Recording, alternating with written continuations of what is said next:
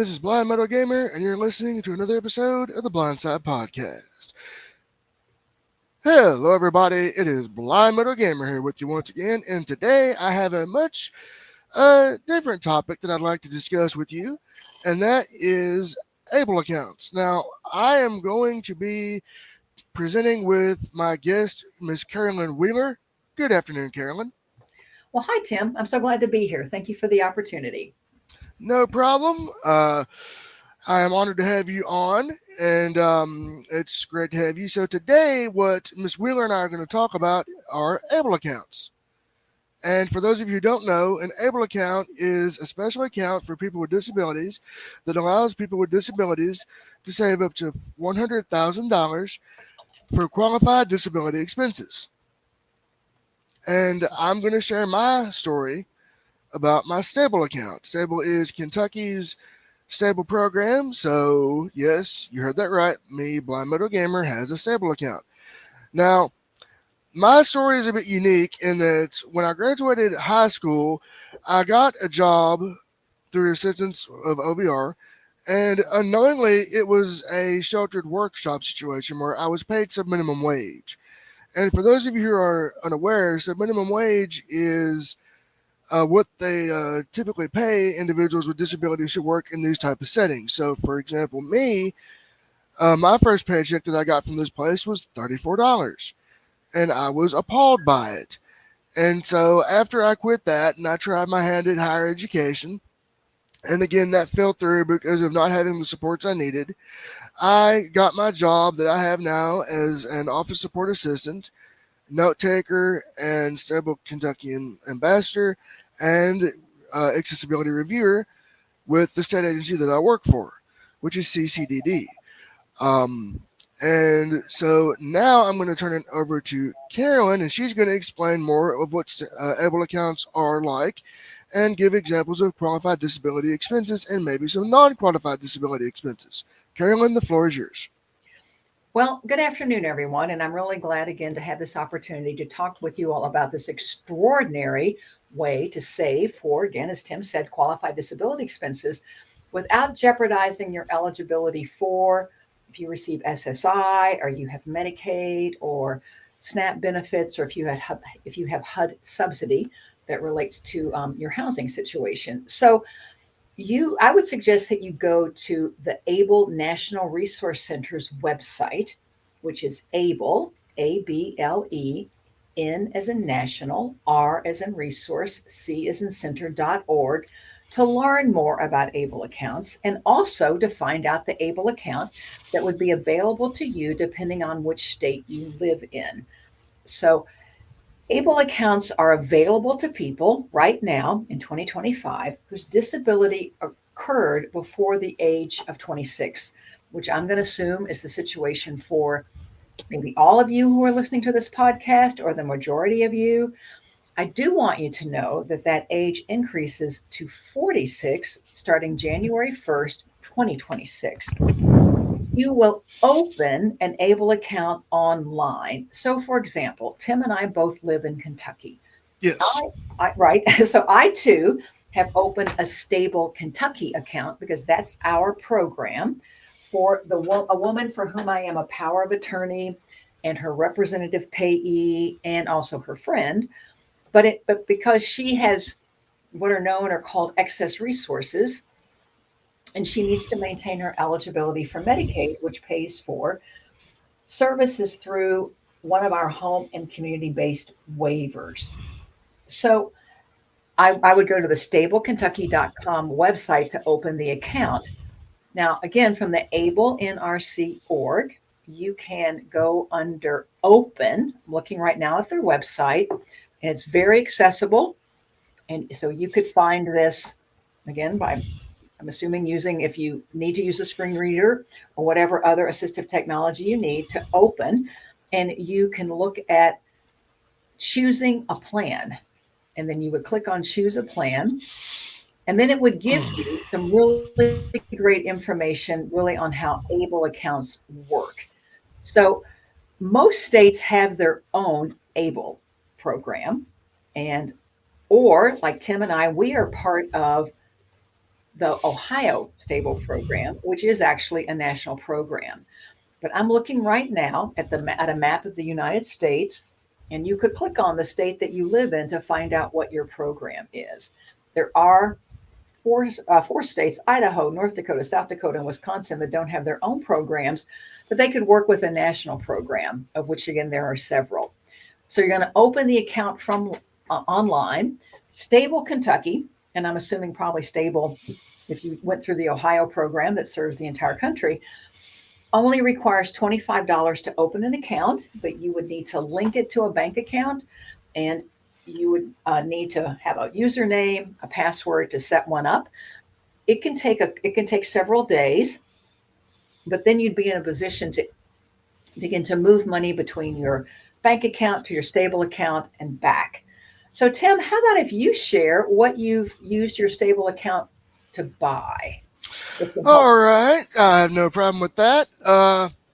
Okay, for me, for a Blind Metal Gamer here, I have used my Stable account for various assistive technology products related, to employment, personal use, and things like that. So, for example, I'll give a perfect example. Let's say you need a new phone.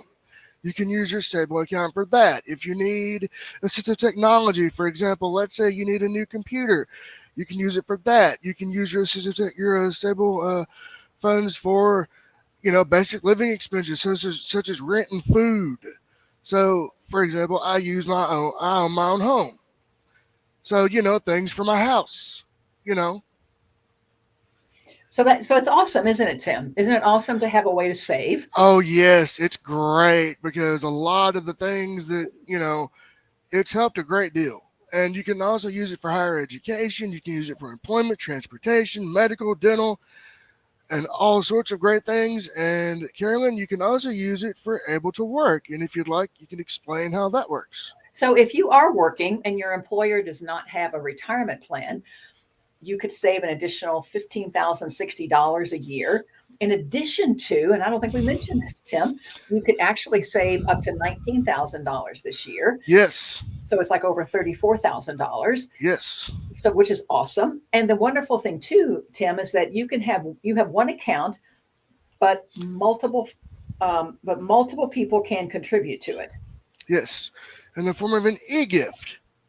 That's right. That's right. And you can even set up a gifting page, and people can gift money to you, maybe for special occasions or just if they want to because they love you and on an ongoing basis. So it just is a tremendous opportunity, again, to save. And really, you don't even have to be receiving SSDI or SSI to set up a Stable account. No, you do not. Stable account. You just have to have a qualifying disability before the age of 26, which increases to 46 next year. Yes, it does increase to 46 in January of next year. That's going to be awesome. That's going to help a lot of people. Yes, it will. And I think in particular, the advocacy was done by veterans who wanted to be able to use. That is awesome. So it is awesome. So I would say if you have any questions, again, I recommend that you go to, again, it's ABLE, ABLE, NRC. N is in national, R is in resource, C is in center.org, and you can contact them. You could click on the contact button and you could ask a question.